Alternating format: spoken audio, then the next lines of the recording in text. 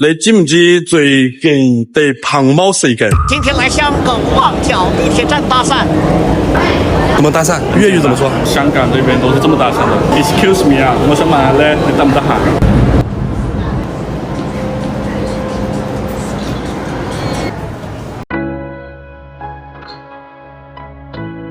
？Excuse me 啊，我想問下你，OK，係兩位。Excuse me 啊，我想問下你，問咩啊？你得唔得閒？咩？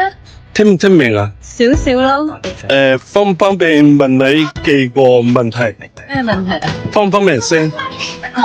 你先問啦。我哋去嗰邊講兩句得唔得？嗰邊係嘛？啊，係啊。OK，你係唔係香港人？還要 understand 普通話。我是深圳的一個博主，然後呢，你在香港有見過就是拿着攝像頭在路上拍女孩子的人嗎？你本身的性格是比較內向的嗎？唔係啊。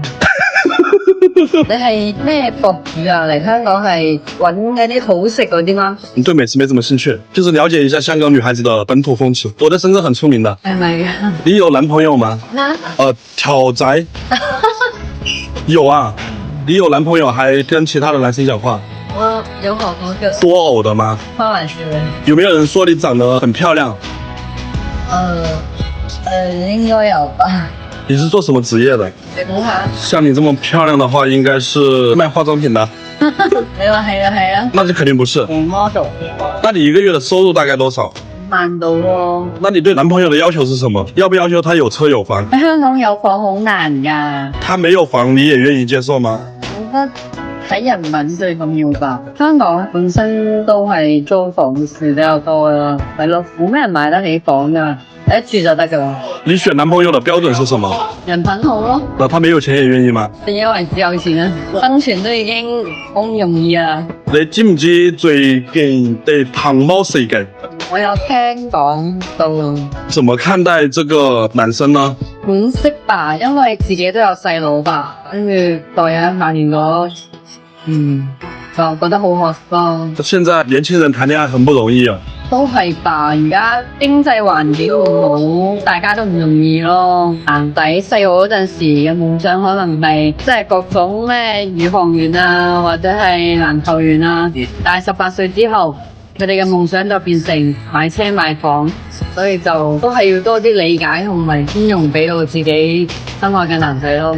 小姐姐，你的性格很好啊！我問你這麼多問題，你還這麼有耐心。咁啱好都算得吧，咁人。那你覺得我這個人怎麼樣？應該都係一個比較努力嘅男仔吧。比較努力，你是怎麼看出來的呀？咁你咁熱天時，跟住你剛剛說你喜歡努力的男生，那我有機會嗎？有機會幫你拍張照嗎？其實我是一個攝影師，我拍照非常的厲害，要不我幫你拍一張，免費的我。可以。頭往左邊偏，對，露出馬尾，來，再換一個動作。咩嚟㗎？救命啊！哇，得唔得？我刪咗佢。不行不行不行，就是拍照是免費的，刪除照片500塊錢一張。你搞詐騙㗎？你沒錢的話也可以，我下次約你出來，你可以出來嗎？我就把它刪掉。真定假？係啊。你呢個時候個粵語有幾標準下喎？怎麼稱呼啊？叫我咩咩。